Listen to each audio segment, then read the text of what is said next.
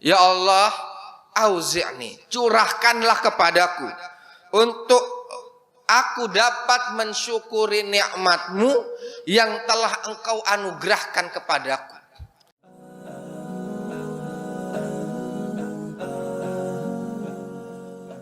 Assalamualaikum warahmatullahi wabarakatuh. Innal hamdalillah nahmaduhu wa nasta'inuhu wa nastaghfiruh wa na'udzu billahi min syururi anfusina wa min sayyiati a'malina. Man yahdihillahu fala mudilla lahu wa man yudlil fala hadiyalah. Asyhadu an la ilaha illallah wahdahu la syarikalah wa asyhadu anna Muhammadan abduhu wa rasuluh. Allahumma shalli wa sallim wa barik ala nabiyyina Muhammadin wa ala alihi wa sahbihi wa man tabi'ahum bi ihsanin ila yaumiddin. Qala Allah Ta'ala fil Qur'anil Karim, ya ayyuhalladzina amanu taqullaha haqqa tuqatih wa la tamutunna illa wa antum muslimun, amma ba'du. Ma'asyiral muslimin dan muslimat, Bapak dan Ibu jamaah salat subuh rahimanallah wa iyyakum. Alhamdulillah, kita bersyukur kepada Allah Subhanahu wa taala atas taufik dan hidayah yang Allah Subhanahu wa taala anugerahkan kepada kita sekalian. Dengan hidayah dari Allah Subhanahu wa taala, seorang tersebut dapat membedakan antara hak dan yang batil.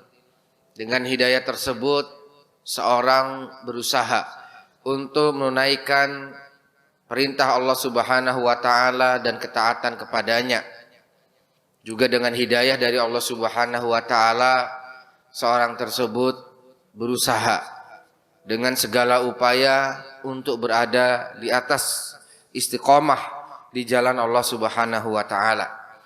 Maka di antara bentuk dari menjaga hidayah tersebut, kita memanfaatkan waktu yang ada dan menyengaja diri untuk menghadirkan waktu kita dalam rangka untuk thalabul ilmi, mempelajari Al-Qur'anul Karim, hadis Rasul sallallahu alaihi wasallam yang diantara kandungan dari ayat atau hadis Rasul sallallahu alaihi wasallam adalah bercerita tentang kisah-kisah orang-orang soleh. Dan diantara orang-orang soleh tersebut yang terdepan adalah yaitu al-anbiya war rusul, para nabi dan para rasul alaihi wassalatu wassalam. Maka di antara kisah para nabi dan para rasul tersebut, di kesempatan pagi hari ini insyaallah kita akan melanjutkan dari materi yang terakhir pada pertemuan kita, yaitu dulu disebutkan tentang Nabi Daud alaihi salam.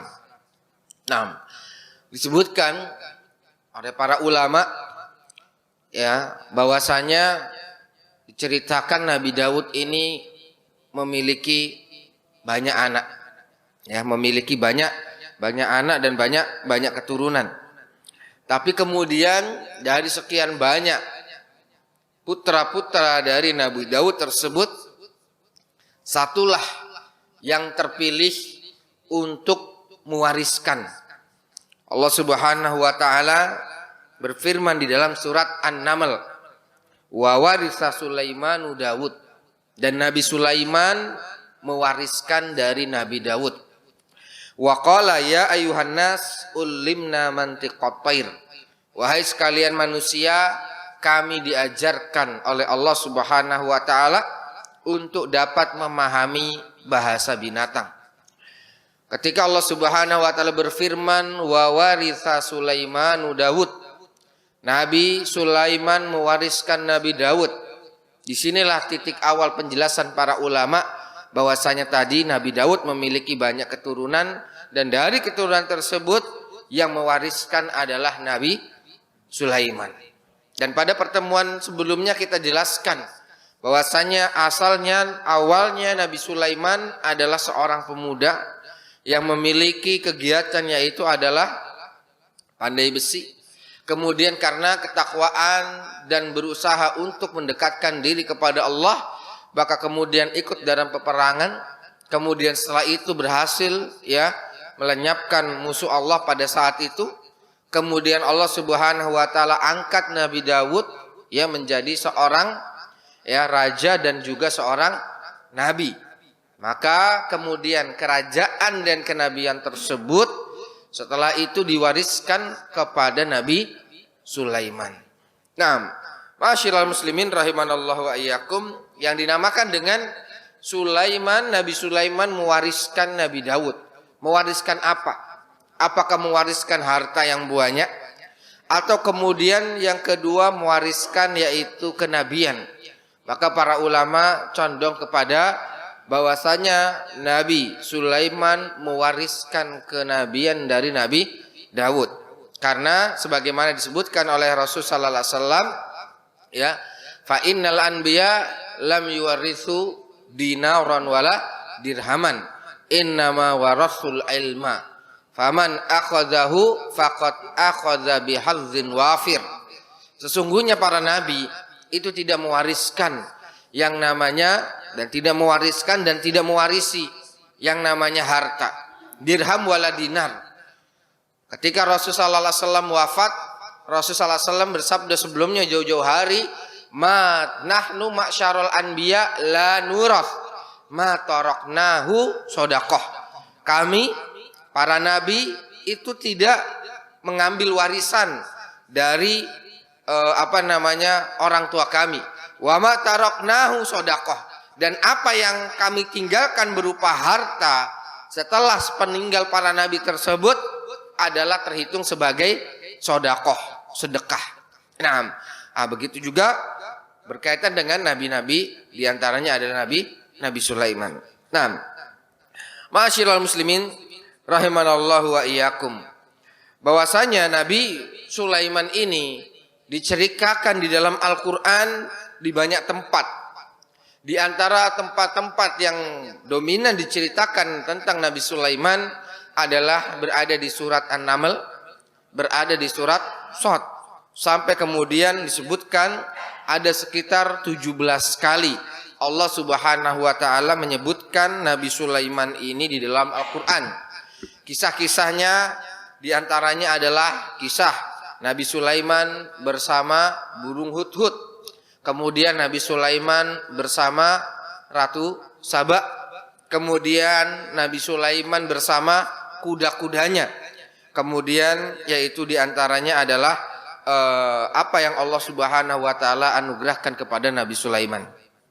Nah, pertama di antara awal-awal yang disebutkan oleh Allah Subhanahu wa taala berkaitan dengan Nabi Sulaiman adalah ketika Nabi Sulaiman yaitu mengumpulkan bala tentaranya dari kalangan jin manusia, kemudian juga hewan-hewan dan juga para binatang. Maka Allah Subhanahu wa taala berfirman di surat An-Naml ayat yang ke-18.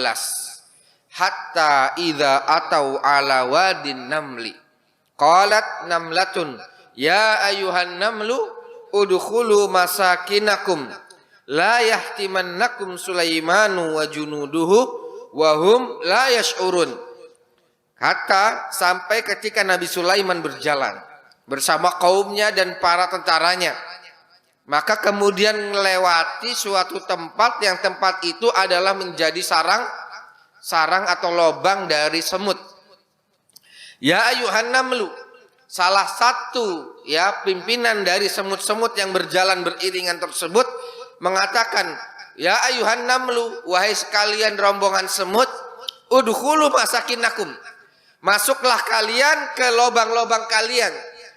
Ya, la yahtimannakum Sulaiman wa junuduh, khawatir dan jangan sampai terjadi Nabi Sulaiman dan bala tentaranya itu menginjak-injak kalian, wahum la yash'urun, dan Nabi Sulaiman tidak mengetahui akan hal tersebut.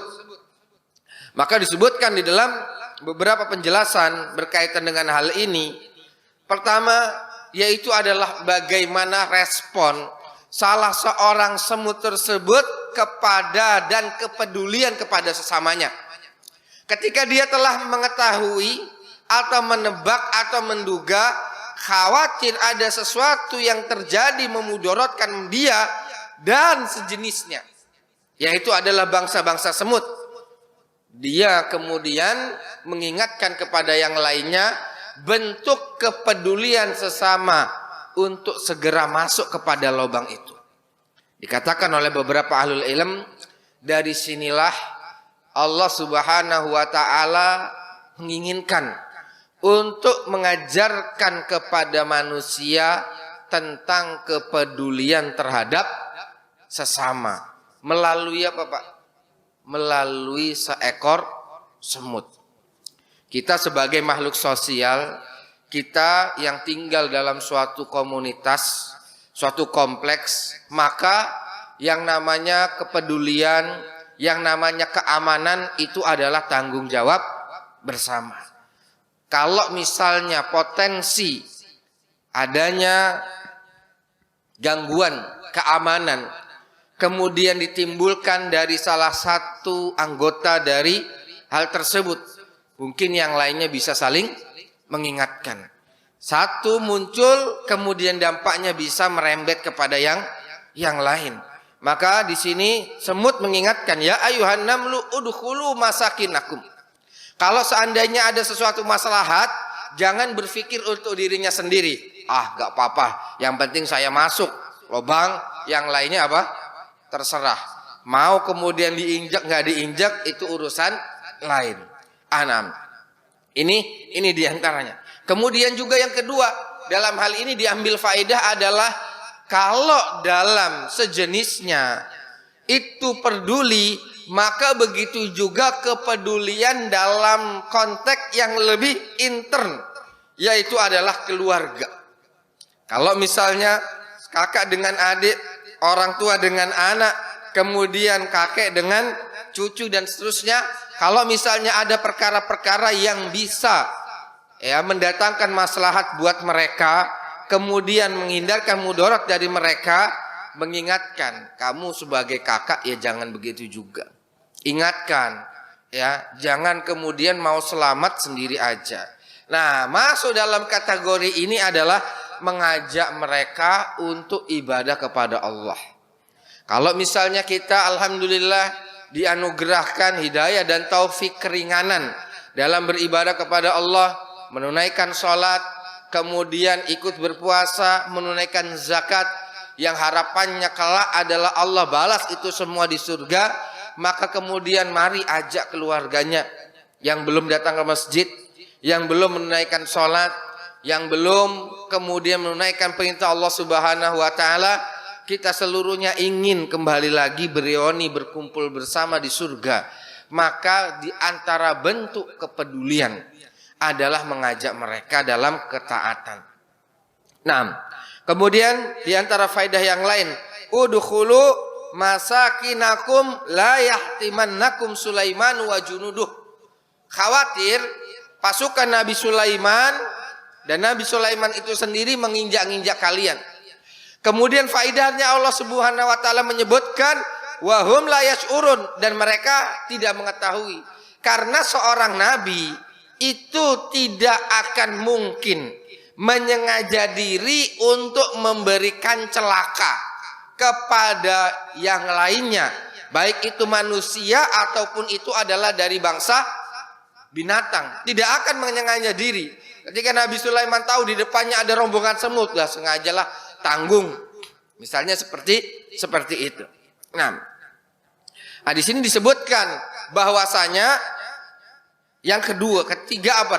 Faedahnya adalah bagaimana husnudzon seekor semut kepada Nabi Sulaiman. Semut saja bisa husnudzon, Pak. Jadi kalau seandainya apa? Kalau seandainya ada pun terjadi di antara kalian yang nanti terinjak-injak oleh pasukannya Nabi Sulaiman, ketahuilah mereka mungkin tidak mengetahui hal tersebut. Tidak merasa kalau seandainya mereka menginjak. Wahum la yash'urun. Yang namanya husnudzon, prasangka ini apa, Pak? Adalah pintu pertama syaitan untuk merusak hubungan manusia. Ya ketika kapan? Waktu itu kita sebutkan di bulan Ramadan. Tentang apa? Tentang yang namanya korin, manusia itu masih tetap nempel pada manusia meskipun berada di dalam bulan Ramadan. Di antara dalilnya adalah kita sebutkan waktu itu ketika Rasulullah SAW i'tikaf, kemudian setelah itu datang kepada istrinya, kemudian karena malam itu adalah gelap, belum ada penerangan, ada lewat dua sahabat terburu-buru. Ya, sahabat terburu-buru melihat Rasul bersama seorang wanita. Maka Rasul mengatakan, "Hadzi zaujati, ini istriku." "Ala rizlikuma." "Kenapa kalian terburu-buru? Ini istriku." Naam. Maka kemudian Rasulullah SAW bersabda, "Inna syaiton yajri fi bani Adam majrodam." Sesungguhnya setan itu mengalir dalam tubuh manusia layaknya apa?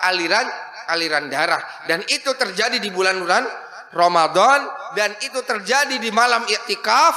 Dan Rasul SAW mengaitkan yaitu antara apa?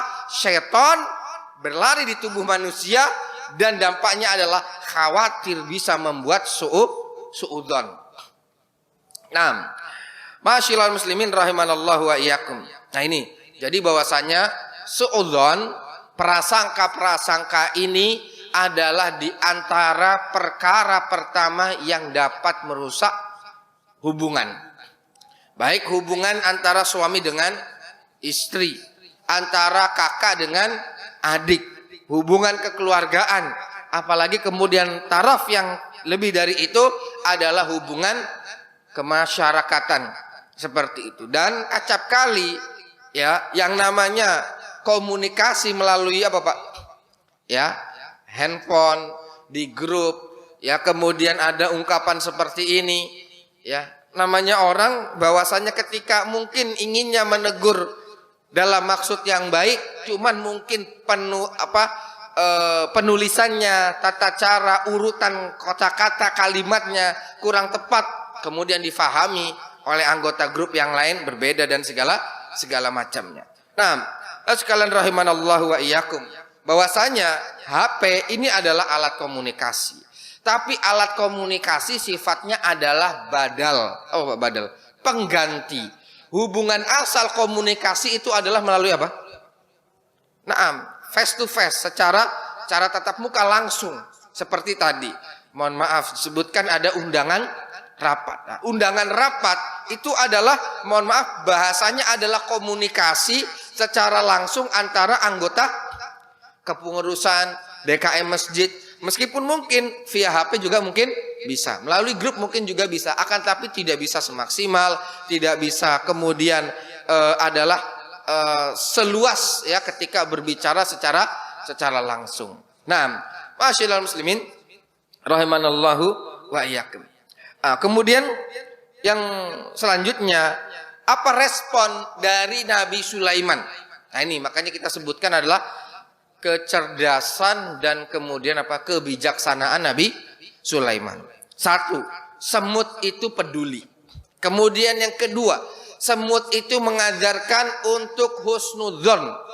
Kalau seandainya di antara kalian ada yang tertindas, tergilas, kemudian terinjak, maka mereka nggak mengetahui.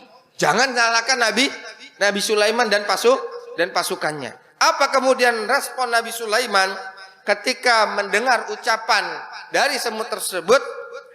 Nabi Sulaiman berdoa, yaitu Rabbi auzi'ni an ashkura ni'matakallati an'amta alayya wa ala walidayya. Ya Allah, auzi'ni, curahkanlah kepadaku untuk aku dapat mensyukuri nikmat-Mu yang telah Engkau anugerahkan kepadaku.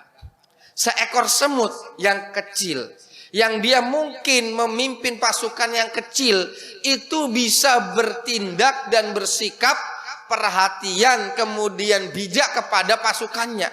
Sedangkan aku adalah seorang raja, pimpinan bangsa jin, pimpinan bangsa manusia, pemimpin bangsa hewan. Yang kecil aja bisa berbuat seperti itu, maka aku pun harus apa? Bagaimana aku mengambil pelajaran dari hal tersebut? Maka Nabi Sulaiman berdoa, Rabbi auzi'ni an ashkura ni'mataka. Ya Allah, ajarkan aku untuk dapat bersyukur. Maka ma'asyiral muslimin rahimanallahu wa iyyakum, di antara yang disebutkan oleh para ulama adalah ketika seorang sudah masuk usia 40 tahun lebih untuk memperbanyak doa ini. Doa ini ada dua redaksi dalam Al-Quran. Yang satu berkaitan dengan Nabi Sulaiman, yang satu berkaitan dengan berkaitan dengan Abu Bakar As-Siddiq. Rabbi auzi'ni. Kita minta kepada Allah agar diajarkan cara bersyukur. Kenapa kata para ulama umur 40 secara umum adalah masa stagnan kehidupan seseorang. Dalam urusan duniawi, ya, biasanya yang umur 40 itu sudah mulai apa Pak? Stabil. Ya, di titik tersebut dia mulai stabil.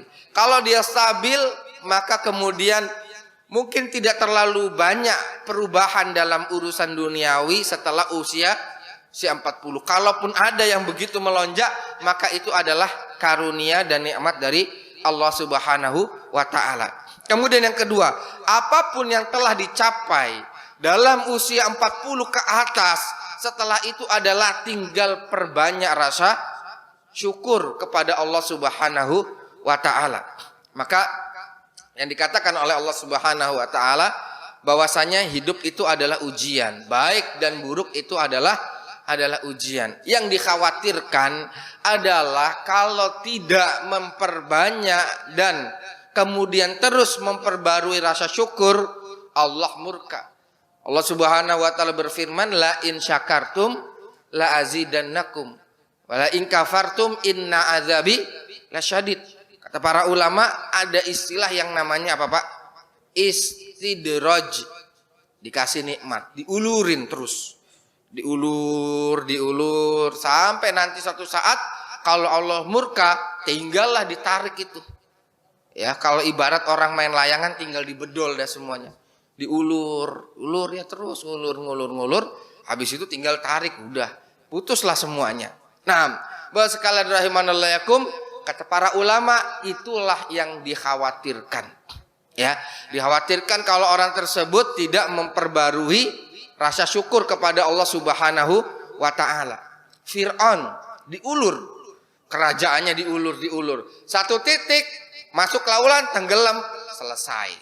Korun diulur, terus minta apa? Kasih, semuanya kasih, sampai kemudian perbendaharaannya begitu melimpah. Di satu titik kemudian Allah tarik, lenyap. Kemudian kaum Ad diulur sampai kemudian bisa punya istana menjulang tinggi. Kemudian ketika Allah berkehendak dalam satu keadaan hancur. Asyiral muslimin rahimanallahu wa iyyakum, ini yang dikhawatirkan kalau seorang tersebut kurang pandai mensyukuri nikmat Allah. Maka siapapun dan kapanpun seorang ketika sudah mencapai usia tersebut, ya, ketika sudah mencapai usia tersebut, dikatakan oleh para ulama perbanyak doa, Rabbi auzi'ni an ashkura ni'mataka allati an'amta alayya.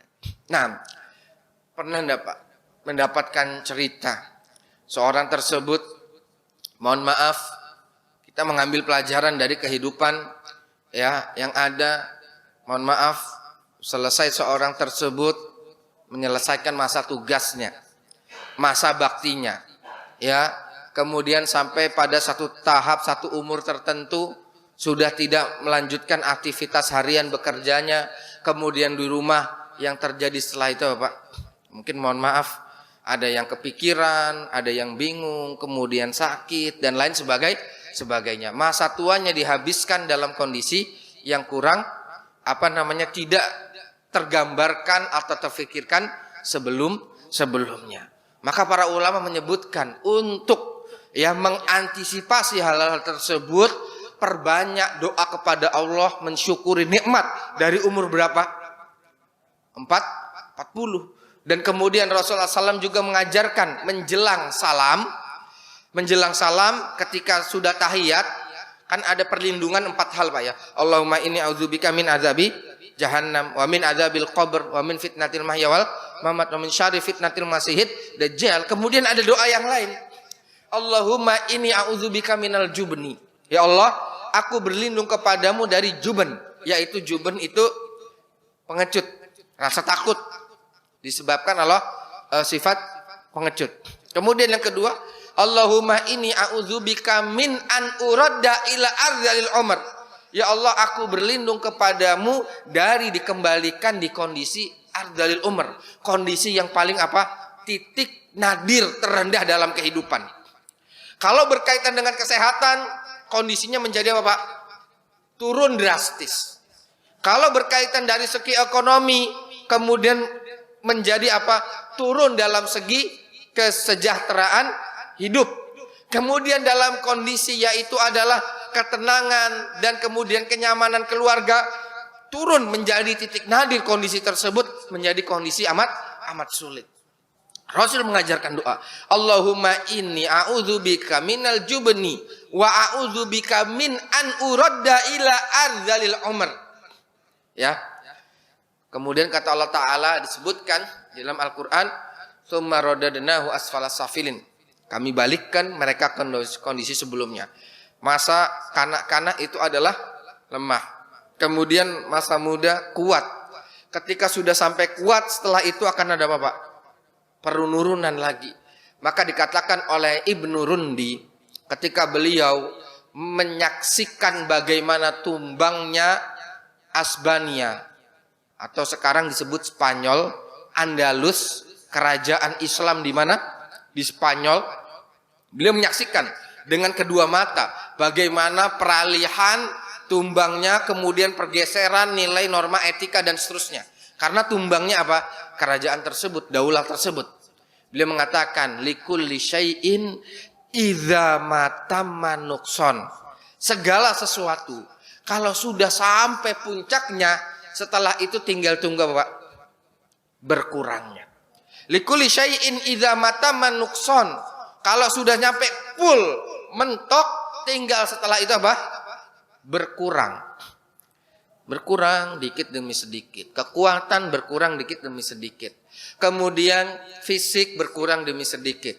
Kemudian daya tangkap dan berpikir berkurang demi sedikit. Pandangan mata mulai sedikit-sedikit berkurang dan seterusnya. Likulli syai'in idza matamma nuqsan. Segala satu kalau misalnya sudah pada tahap puncak, setelah itu tinggal apa? Berkurang. Maka beliau mengatakan fala yughurra bi taibil aishi insanu, dan janganlah manusia tertipu dengan manisnya kehidupan. Ya, janganlah manusia itu tertipu dengan manisnya kehidupan.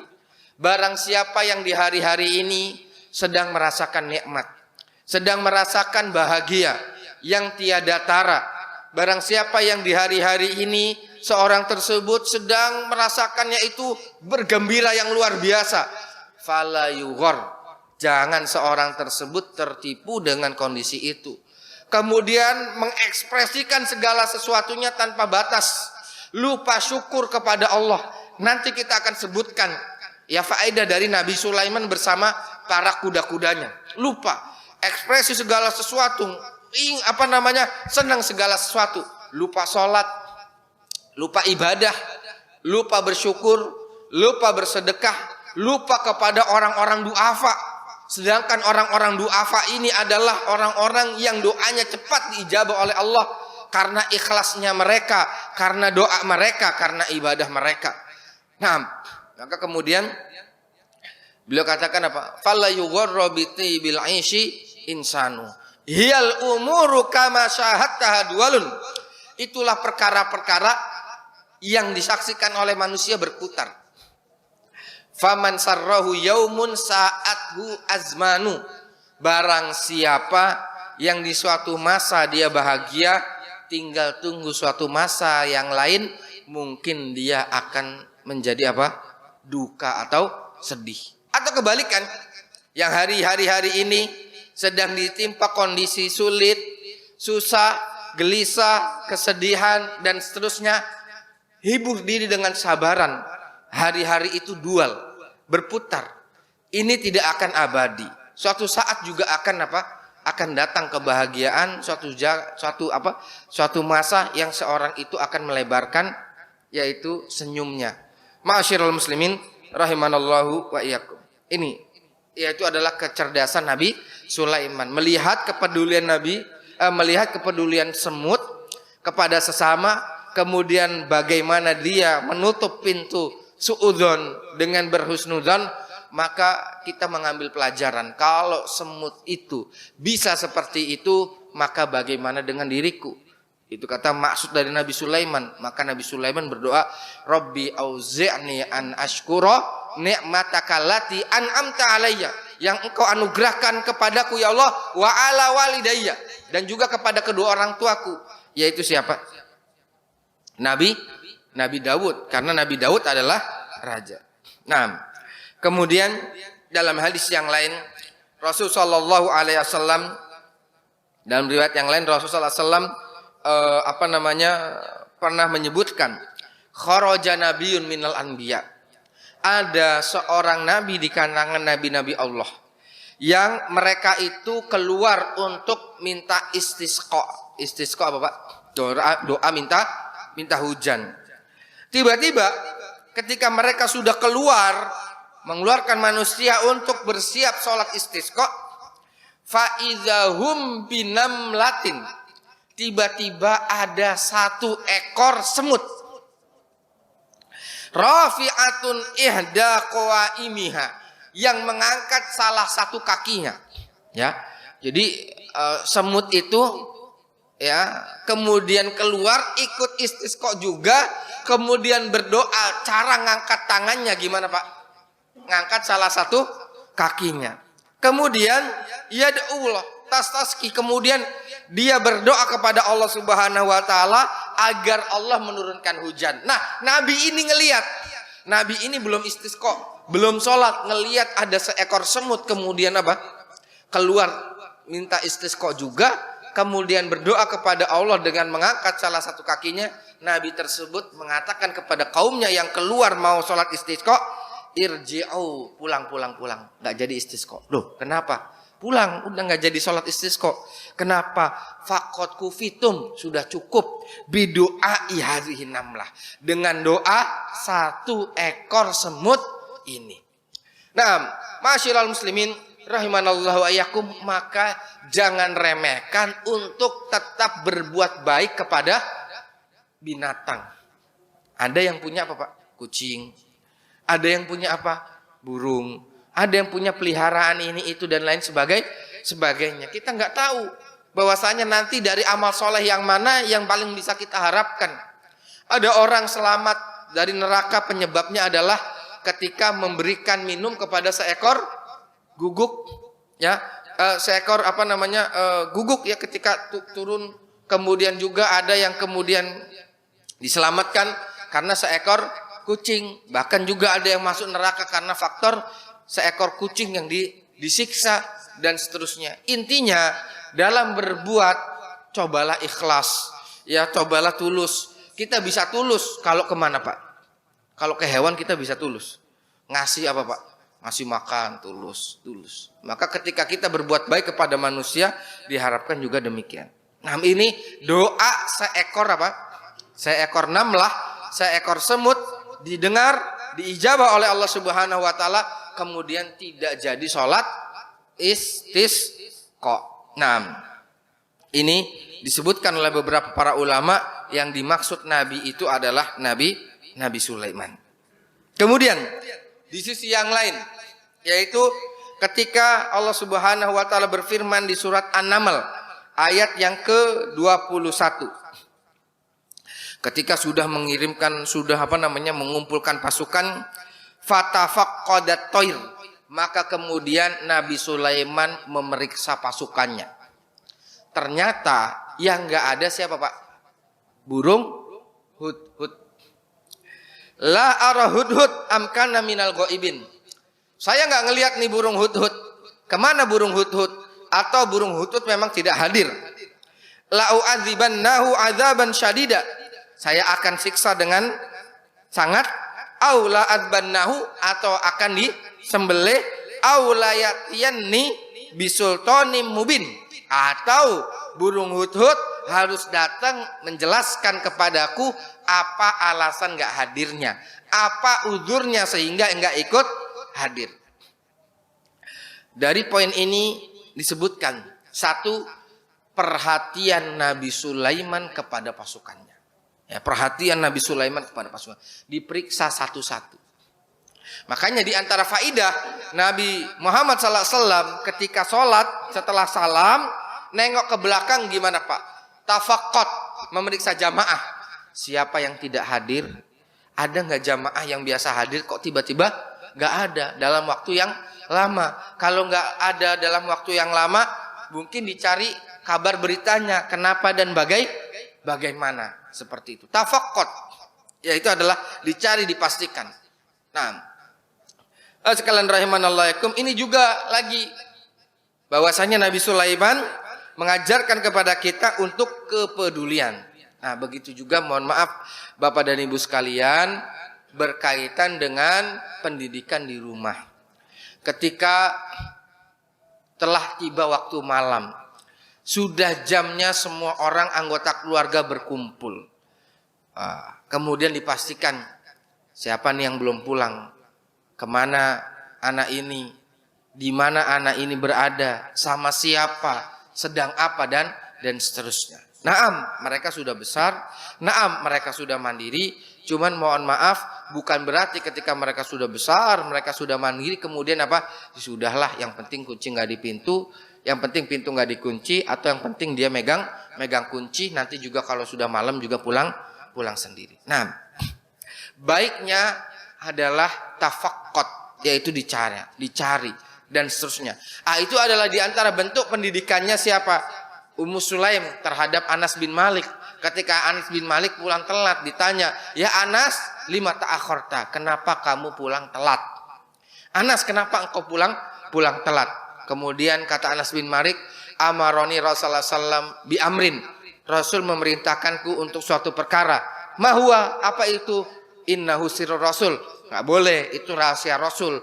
Kata ibunya, idzan la tukhbir sirrul Rasul sallallahu alaihi wasallam, kalau gitu jangan ceritakan rahasia Rasulullah sallallahu alaihi wasallam. Intinya adalah tafaqqat, memastikan. Dan di antara bentuk tafaqqat memastikan tersebut adalah dalam sholat jamaah. Sebelum sholat jamaah, seorang imam itu gimana Pak?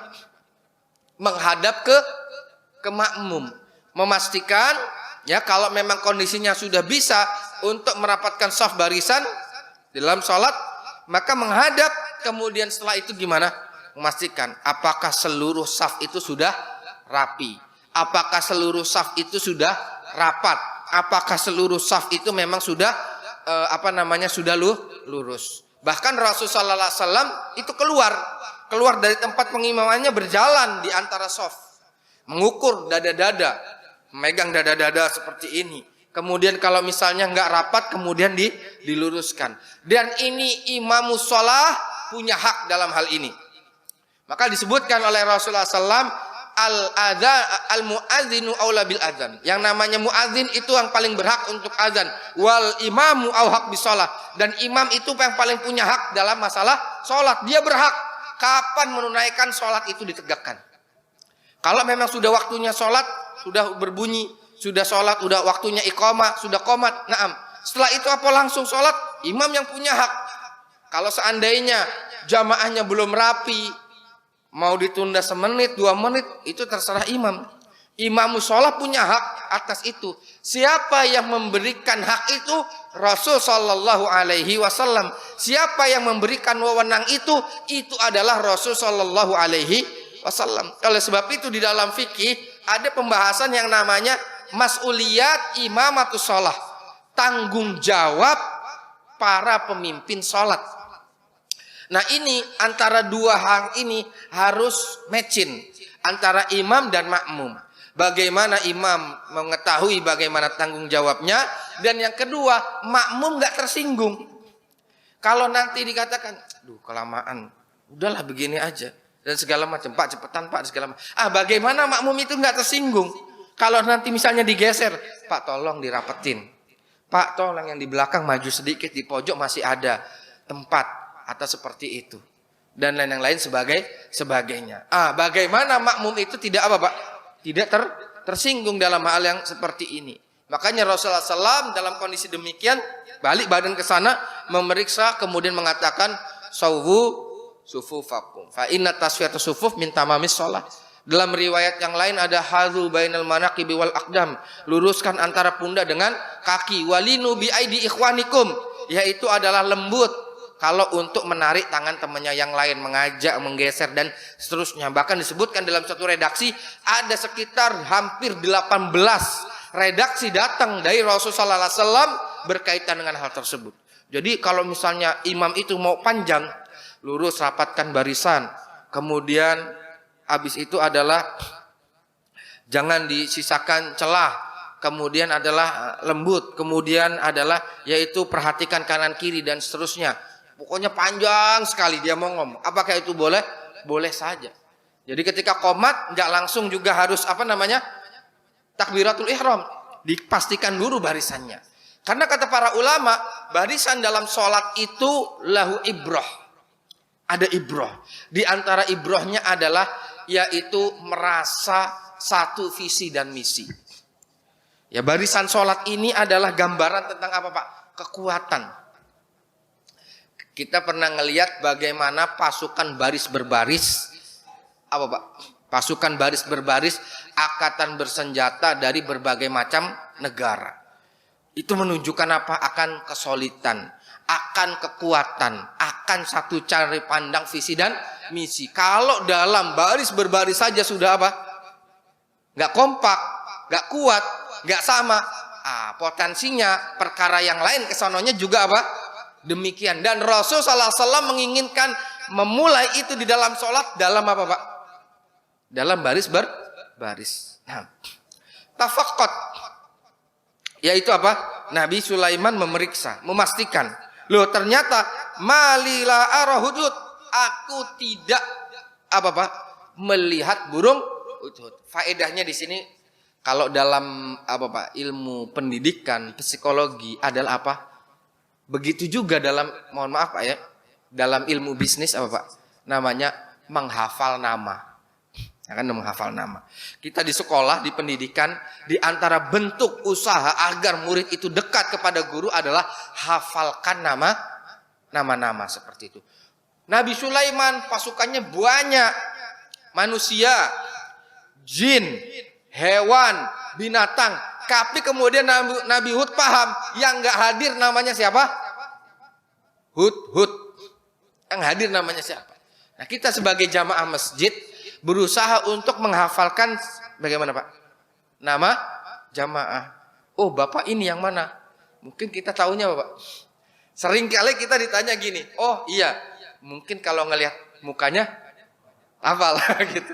Mungkin kalau ngelihat mukanya apa? Hafal. Oh ya, yang itu, yang rumahnya di sebelah sono ya, batasannya depan belakang kanan kirinya ini. Namanya siapa? Siapa ya? Nah, makanya Masya Allah, kadang faedahnya juga ada apa Pak? Absen ya, seperti itu. Mungkin di antara faedahnya itu gitu.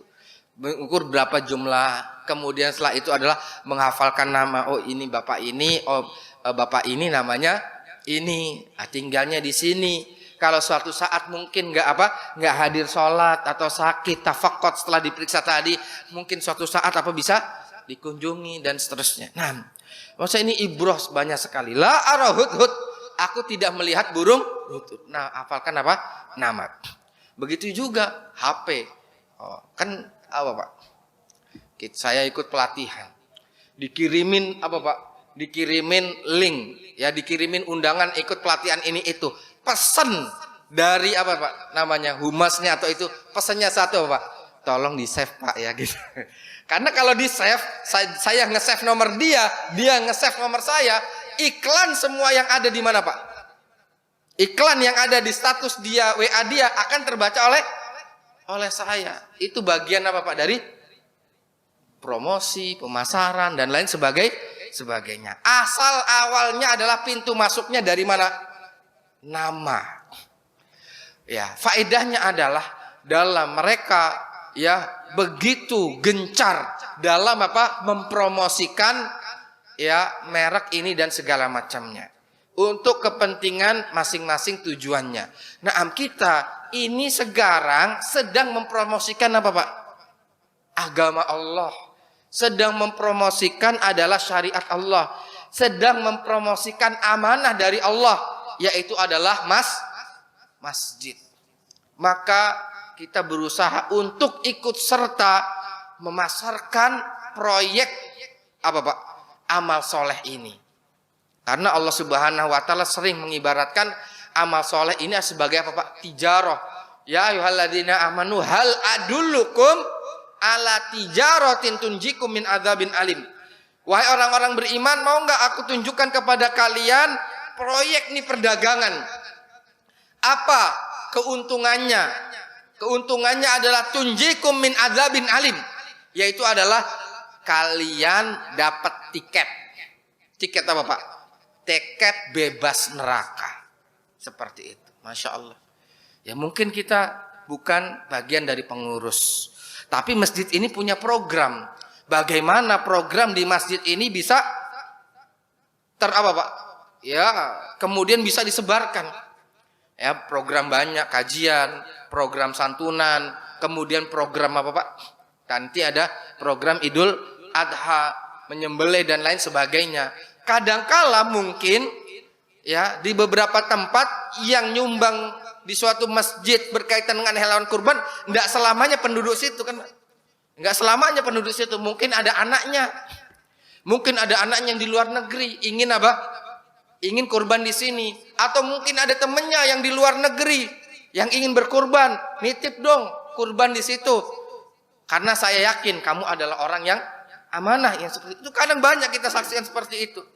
Ketika di list, ini di mana? Wah, itu punya teman saya di mana? Oh, di Amerika. Oh, naruh berapa? Naruh 2. Terus pesannya apa? Terserahlah. Pokoknya yang penting itu. Ah, ini kan di antara. Kita bisa seperti itu, dapat juga untungnya. Kita dapat apa, Pak? Apa kalau bahasa? Dapat untung lah. Ya, kalau bahasa bisnisnya apa, Pak? Ya. Iya, dapat. Iya, dapat itunya lah, dapat bagiannya. Nah, kita dapat bagiannya. Rasulullah SAW bersabda, "Man dalla ala khairin falahu ajru fa'ilih." Barang siapa mengajak kepada kebaikan, maka dia juga akan mendapatkannya. Kita bukan pengurus, enggak ikut capek rapat mungkin. Kemudian juga mungkin bukan yang ngeluarin, tapi kita bisa ikut serta menyukseskan program tersebut. Pasang flyer, apalah segala macam. Kalau misalnya ada yang nyangkut berupa kebaikan, alhamdulillah dapat tiket tersebut. Bi'idnillahi ta'ala. Nah, amkana minal ghaibin. Kemudian selanjutnya, la'u'adzibannahu azaban syadida. Maka kalau memang enggak ada, pilihannya 3. Kalau enggak disiksa, atau kemudian disembelih, atau yang ketiga harus mendatangkan uzurnya, menjelaskan uzurnya. Faedahnya di sini, Pak, seorang pemimpin itu harus punya sifat ketegasan. Kalau misalnya emang apa, Pak, anak buah atau yang ada di bawah kemudian geleot-geleot, Pak, ya. Geleot-geleot ya, ada aturan kemudian itu kan. Ini sudah waktunya apel. Ini kalau bahasa kita sekarang waktunya apa, Pak? Apel, ini waktunya apel loh. Kok nggak ada burung hutut? Burung hututnya nggak ada. Kenapa? Kemana? Nggak nyebutin alasan di awal juga. Nggak nyebutin alasan di awal juga. Nggak izin juga. Nggak pamit juga. Maka ya pilihannya 3. La wadzibannahu, akan diberikan apa? Punishment, hukuman.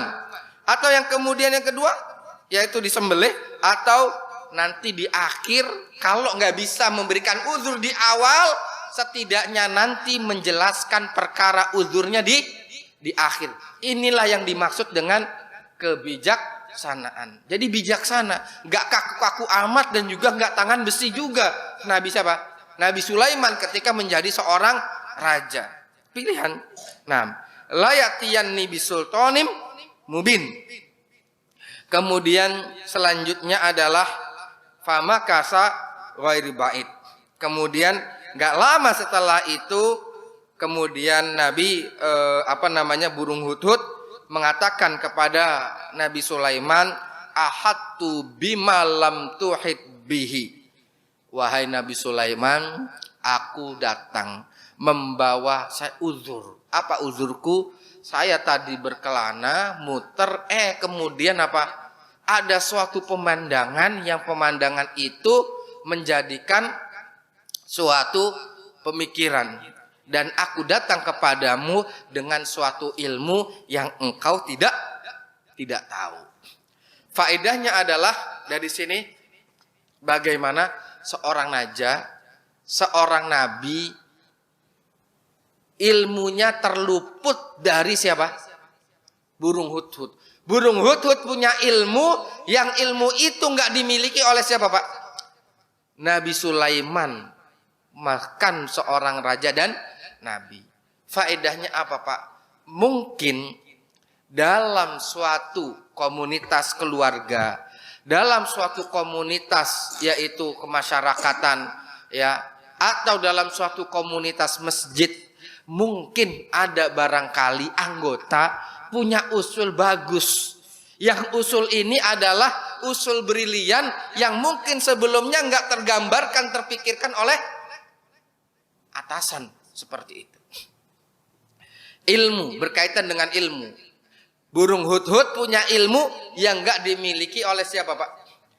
Oleh Nabi Sulaiman. Maka berkaitan dengan ilmu dikatakan oleh para ulama, manusia itu salah satu asbar, yaitu ada 3 lubang. Man dakhala fi syirbil awal takabbar. Orang yang baru belajar ilmu, ya condongnya apa? Takabur. Membusungkan dada.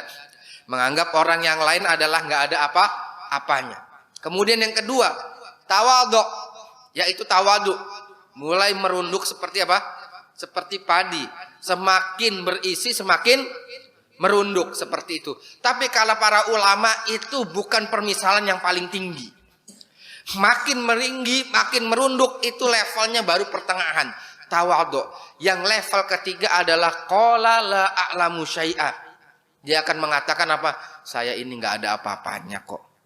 Saya ini nggak ada apa-apanya, nggak ada apa-apanya. Qala la a'lamu, saya itu nggak punya apa-apa. Kalaupun saya punya, itu pun dari Allah. Yang nggak saya ketahui itu masih lebih banyak. Sampai kata para ulama mengatakan ilmu yang kita miliki ini layaknya seperti ujung jarum dimasukin ke lautan. Ya, tidak ada apa-apanya. Nah, kemudian kata para ulama, kenapa kok burung hudhud sampai seyakin itu bahwasanya Nabi Sulaiman nggak tahu? Satu, masya Allah, faedahnya Pak, burung hudhud aja pintar tentang yang tahu ilmu ghaib itu cuma Allah. Ya, disebutkan ahatu bima lam tuhit bihi. Aku datang dengan suatu ilmu yang Nabi Sulaiman engkau pasti nggak tahu. Karena burung hudhud yakin yang tahu semuanya itu sampai ilmu ghaib itu cuma siapa, Pak? Allah. Di sini kita diajarin untuk paham tentang ilmu ghaib dari siapa, Pak? Burung hudhud. Burung hudhud pinter. Mungkin lebih pinter dari sebagian manusia yang kemudian menokohkan atau kemudian mengangkat orang-orang yang mungkin mengetahui ilmu ghaib. Burung hudhud tahu, yakin dengan jawabannya, yakin sakin-yakinnya, ahadtu bima lam tuhit bihi. Aku tahu, engkau nggak tahu. Karena kenapa? Yang maha tahu itu cuma satu, Allah Subhanahu wa taala. Nah, sekalian rahimanallahu ini Nabi Sulaiman kehilangan burung hudhud. Enggak menerka-nerka. Oh, jangan-jangan burung hudhud di sini. Oh, nanti burung hudhud ketemunya balik lagi di waktu ini jam segini. Waliyadzubillah. Nah, masyaallah muslimin, enggak, Nabi Sulaiman enggak main tebak-tebakan kayak begitu. Kemudian enggak main begitu Tuhan. Nabi Sulaiman nanya kemana. Kalau seandainya Nabi Sulaiman itu tahu, langsung dikatakan nanti besok nih burung hudhud balik, atau nanti burung hudhud balik ketika matahari terbenam, atau lah segala macam. Nabi Sulaiman mengatakan apa?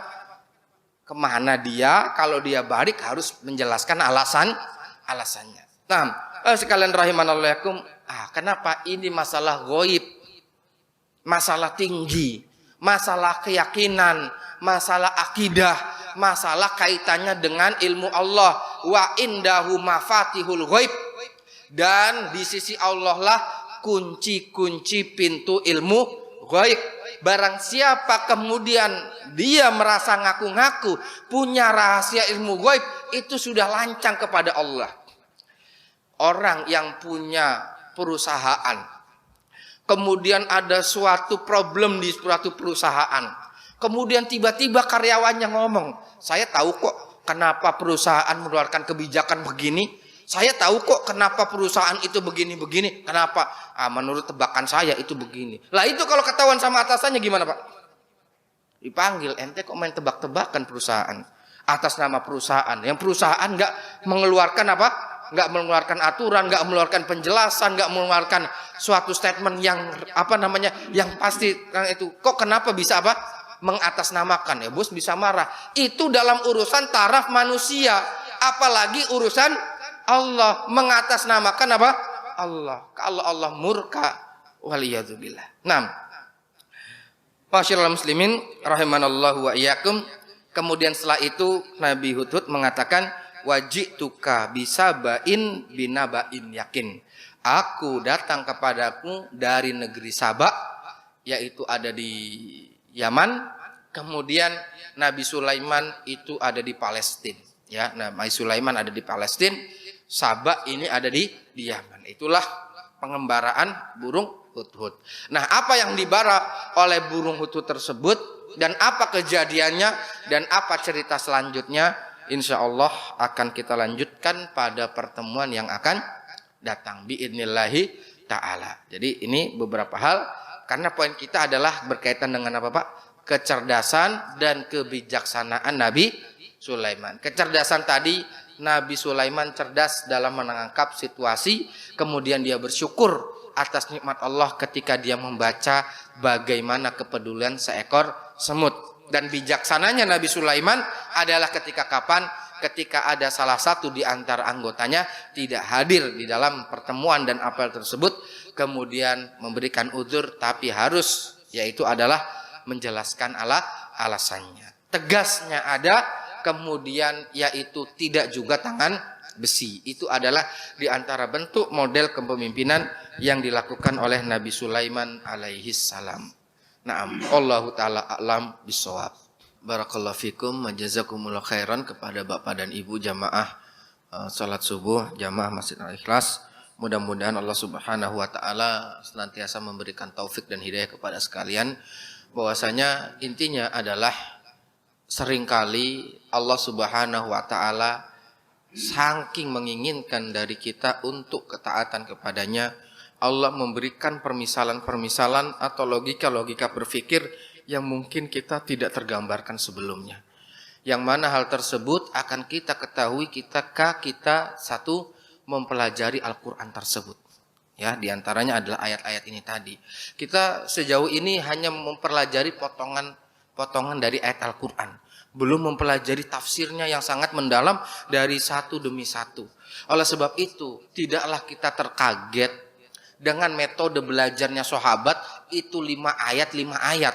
Tapi 5 ayat paham, meresap amal. 5 ayat meresap amal, 5 ayat meresap amal. Jadilah benar-benar suatu yang kokoh. Kalau 2 ayat atau beberapa ayat ini, sekitar 3 ayat yang kita baca ini, kita bisa langsung pahami, kemudian kita bisa langsung terapkan sebenar-benarnya, Masya Allah, benar-benar akan ada perubahan dalam pribadi kita, dalam masyarakat kita, dalam keluarga kita, dan dalam tatanan sosial sasanan kita. Dan itulah yang diharapkan orang ketika orang itu adalah mendalami agama.